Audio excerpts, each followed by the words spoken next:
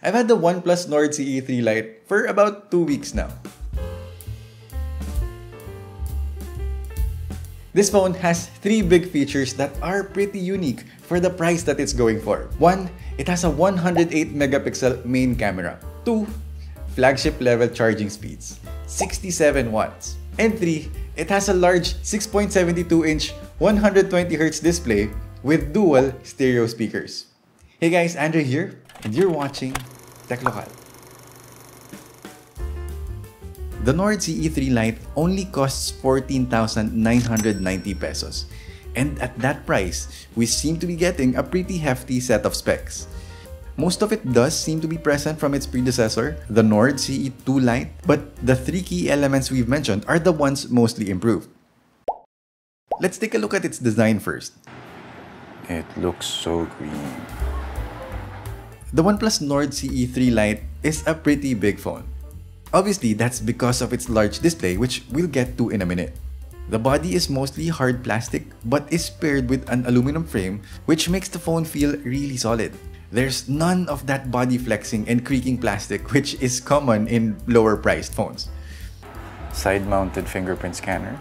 Check. Yep, we're still getting a 3.5mm headphone jack. I love that they retained the headphone jack. It's a useful feature that, in case we run out of batteries on our wireless earbuds, we still have the option to go old school. Up front, we're getting a large 6.72-inch display. That's about a 2% increase from the Nord CE2 Lite, which had a 6.59, and it may not seem like much, but that size does make a big difference when we're consuming content. And the screen is also super bright. I'm not kidding. At full brightness, this phone will hurt your eyes. Which means this is a great phone for outdoor use because it can easily battle sunlight when it's really bright outside, like now during the summer. I really enjoyed watching movies and playing games on this thing because of this big screen. It feels really immersive, and what's more is the stereo speakers, which I'm really a big fan of. When you reach 100%, just press it one more time and you're on ultra volume mode 200%. It's not the best sounding speakers by any means, or rather it falls under being average sounding, but I'm really happy that there's 2 of them, which makes watching videos feel a bit more balanced. Plus, when we accidentally cover one port with our hand, there's still another one for the sound to come out of. For connectivity, it's also nice to see that this has 5G capabilities. I'm not a big gamer, but I am aware that Snapdragon chipsets are often more preferred by game developers, a reason why more games are more optimized for it. So obviously, having a Snapdragon 695, gaming is something that we can also do on the Nord CE3 Lite. On some even more expensive phones that run a MediaTek chipset, Call of Duty is capped at medium, but this one runs COD at very high, mostly at 60 FPS. As for Genshin Impact, all settings are available, but I prefer to play it on the default low settings and just bumped up the texture resolution to medium for the smoothest and still graphically pleasing experience. What's up, Mac? Those 2 kids sure can run. And I have no complaints, it is very playable. Similarly, everyday tasks like browsing also feel fast. The Oxygen OS 13 on this share a lot of the good stuff we've seen on Oppo's Color OS. Like the shelf, which lets you add more widgets aside from your home screen, and similar gesture controls, which do come pretty handy. Now, let's talk about the cameras on this phone. A year ago, 108 megapixels was a big thing, but I wasn't really too impressed by it. Most phones that used it, to be honest, weren't really that much different from the typical 48 or 50 megapixel camera we've experienced. So it's really interesting to see what OnePlus had done on this sensor to make it feel like their own. If you're an Oppo phone user, you'll definitely recognize the similarity on this camera software. Swiping down gives access for shooting a compressed photo and opens up the option to shoot the full 108 megapixel high-res, giving us more resolution to play with.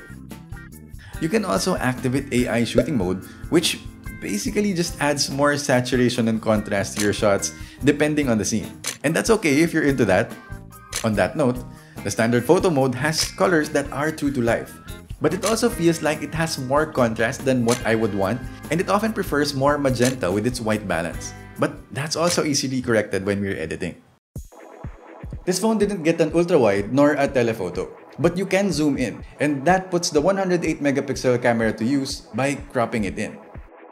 For this one, we have two options. Either we zoom in on standard or just take high-res photos and crop in manually. I much prefer doing the high-res route as that seems to be getting much more detail than the other, but that mode also adds more saturation, which again, something I am not a big fan of. We are also getting the usual night mode, portrait mode, and video mode. Portrait mode performs a bit better than similarly priced phones from the previous generation. There's obviously better edge detection this time. Night mode is a bit of a hit or miss at times, but so is any other phone. The front camera seems to be set on the same contrast level as the standard, but definitely something that we can work with. Okay, so this is a video test of the Nord CE3 Lite, and we are on 1080p. We are not getting any 4K video, and you're hearing the audio right from the phone. Video quality is okay, but surely it's not one of its main strengths. There's a lot of over-sharpening and contrast, which may emphasize imperfections. But theoretically, third-party camera apps might solve this concern, as this is likely a software thing. But if you're just dancing for TikTok, by all means, this is more than enough. A few months ago, I just saw 44-watt charging on a similarly priced phone, and I was mind blown. Now, 67 watts is available on some even cheaper ones. On this one, it managed to charge the phone to 100% in only 53 minutes. Of course, we've used faster charging on other phones, but this seems to be the perfect balance.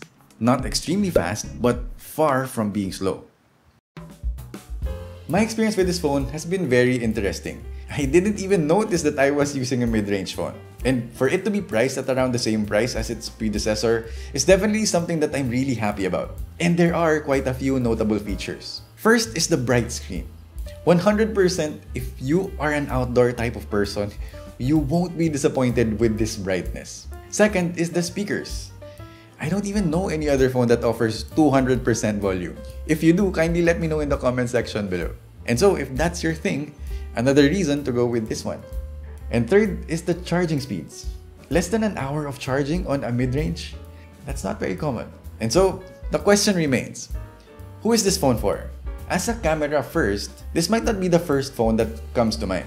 And if you're upgrading from the CE2 Lite, I think you might be better off holding on for a while. But if you're upgrading from a phone from a few generations back and your budget is limited and you want a fast phone for content consumption, gaming, and just an overall nice smartphone experience, then definitely the Nord CE3 Lite is worth looking into. Sure, there are cheaper phones that have nicer specs on paper, but a OnePlus is still a OnePlus.